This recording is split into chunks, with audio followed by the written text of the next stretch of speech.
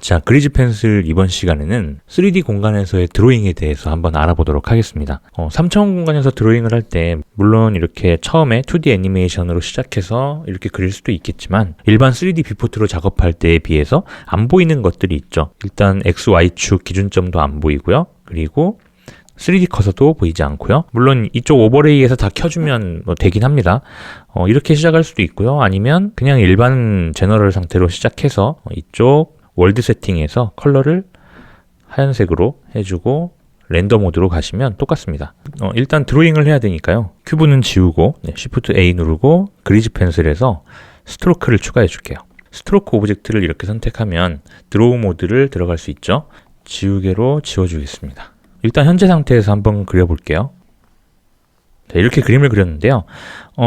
이 그림이 그려진 위치에 대해서는 이 위쪽에 오리진과 뷰라고 써있는 이곳을 잘 보셔야 됩니다. 일단 이 앞에 오리진이라고 체크가 되어 있는데 드로잉을 할 때 그 스트로크가 그려지는 지점이 3D 공간의 중심점, 오리진이죠. 이 위치에 그려진다는 이야기예요. 그래서 옆으로 돌려보면 기울어져 있긴 하지만 스트로크의 위치는 오리진 상의 위치에 있다는 걸 알 수 있죠. 그리고 그 옆에 뷰라고 되어 있는데 뷰 모드로 그림을 그리게 되면 내가 바라보고 있는 그 각도를 평면으로 그림을 그리게 되는 거예요. 그래서 제가 스트로크를 그릴 때 거리는 오리진을 기준으로 그림을 그리게 되고 캔버스의 기울기는 내가 바라보는 그 뷰에서 수직이 되도록 그림이 그려지는 겁니다. 그래서 자, 이렇게 좀 더 돌려서 그림을 그렸을 때 돌려보면 스트로크가 그려진 위치는 오리진의 위치에 있고 그 다음에 제가 딱 바라보는 그 지점에 수직으로 그림이 그려진 걸 확인할 수가 있죠. 뷰가 아니라 프론트 X, Y라고 써있는 이거는 이렇게 정면으로 봤을 때 반듯하게 그림이 그려진다는 거예요.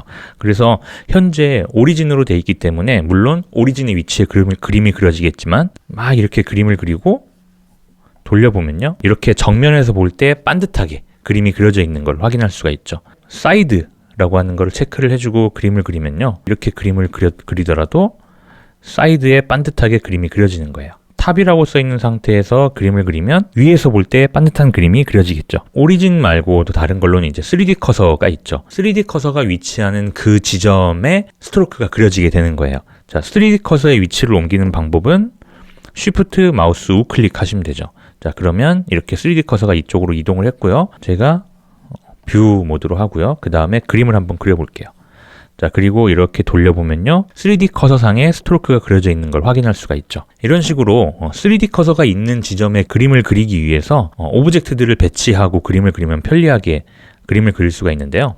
자, 오브젝트 모드로 나가서 Shift A 누르고 큐브 하나 만들어 줄게요. 새 오브젝트를 만들면 3D 커서의 위치에 만들어지게 돼 있죠. 3D 커서를 제자리로 돌리려면 Shift S 누르고 커서 투 월드 오리진 하시면 이렇게 돌아갑니다. 자, 그리고 자, Shift A 누르고 큐브 만들어 주고요. 좀 줄여 줄게요.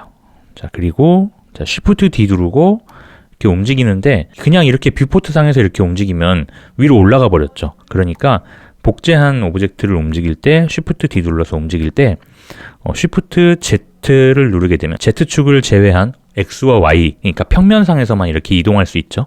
그래서 이렇게 배치를 해주면 되고요. 그 다음에 또 Shift D 누르고 Shift Z 눌러서 축을 고정해 준 다음에 이런 식으로 움직여 볼게요. 자, 오브젝트들을 이렇게 간단하게 배치를 할 수가 있죠. 자, 이렇게 해놓고 스트로크의 드로우 모드로 갈게요. 자, 이제 그림을 그리는데 3D 커서의 위치에 그림이 그려지게 되죠. 3D 커서의 위치로 하고 프론트로 해서 그림을 그릴게요. 자, 그냥 뭐 나무를 그냥 이렇게 그려볼게요. 자, Shift 누르고 마우스 우클릭 이렇게 해주면 이 오브젝트가 있는 위치로 3D 커서를 쉽게 이동할 수가 있습니다. 그러니까 이렇게 움직인 다음에 뭐 여기다가는 바위를 그려줄 수 있고요. Shift 우클릭해서 3D 커서 맞춰주고요. 또 이 지점에다가도 뭐 다른 나무를 이렇게 그려줄게요. 이렇게 한 다음에 이 큐브들만 삭제를 하면 이런 식으로 원하는 구도의 위치에 쉽게 그림을 그릴 수가 있습니다. 자, 뭐 이런 식으로 그림을 그렸다고 했을 때 그 다음에 제일 뒤에다가 다른 머터리얼로 한번 그려볼게요. 자, 이런 그림을 그렸다고 했을 때 이거를 이렇게 돌려보면요.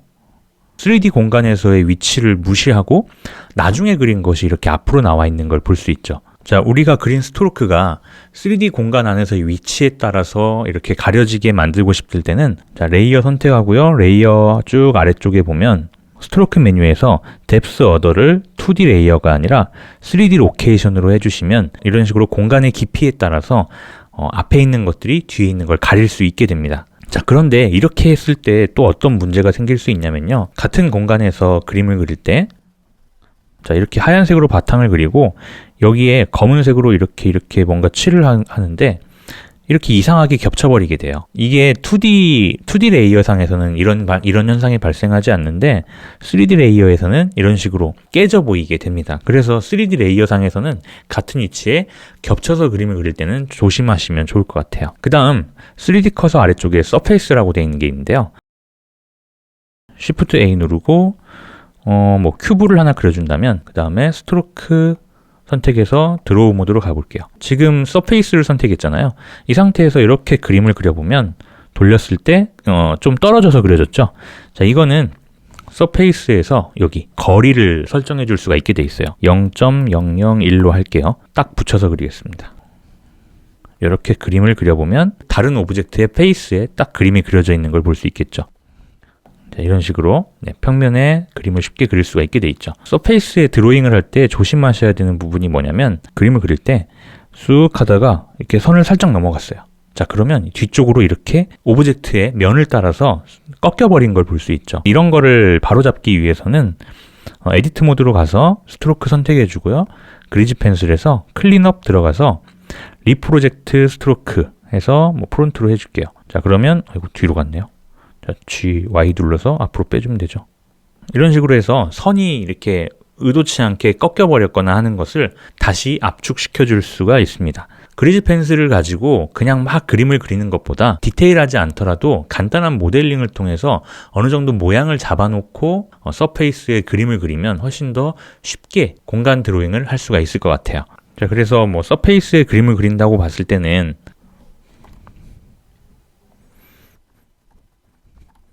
간단하게 뭐 이렇게 우유곽 같은 거를 그려서 표현을 해볼 수도 있겠죠.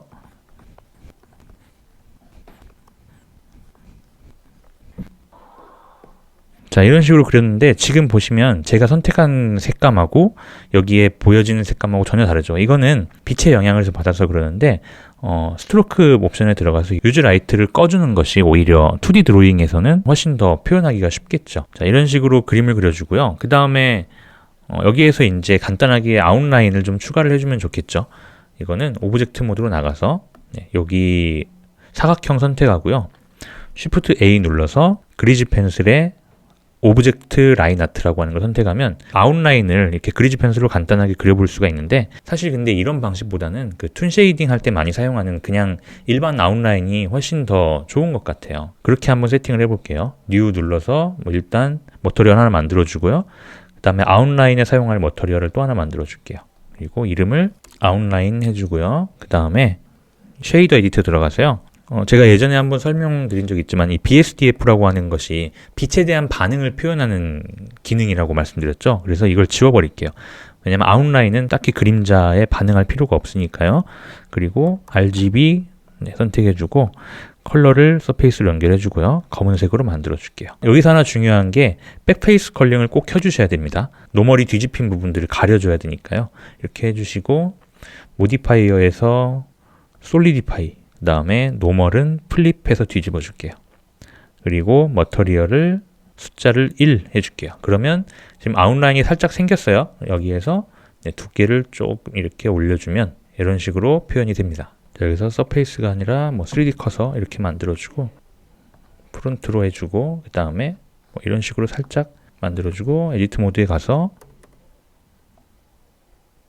자, 이런 식으로 표현을 해줄 수가 있겠죠. 그 다음에 서페이스 아래 스트로크를 기준으로 그림을 그리는 건 다른 스트로크의 위치를 받아오는 거예요. 그래서 그냥 이렇게 놓고 이쪽 스트로크로부터 이렇게 그림을 그리겠다 하면 이 스트로크에서 그림이 시작된 걸 볼 수 있죠. 자, 이쪽에다가 자, 이 스트로크로부터 그림을 그리겠다면 이쪽 스트로크에서 이런 식으로 그림을 그려보면 이런 식으로 표현이 되어 있는 걸 확인할 수가 있습니다. 자, 이런 식으로 해서 다른 스트로크의 위치에다가 이렇게 그림을 그려줄 수도 있게 만들어져 있습니다. 오늘은 이렇게 해서 간단하게 3D 공간 안에서의 드로잉하는 방식을 한번 살펴봤습니다. 충분히 연습하셔서 여러분들이 생각하고 있는 그림에 필요한 기능들을 잘 활용하셨으면 좋겠습니다. 수고하셨습니다.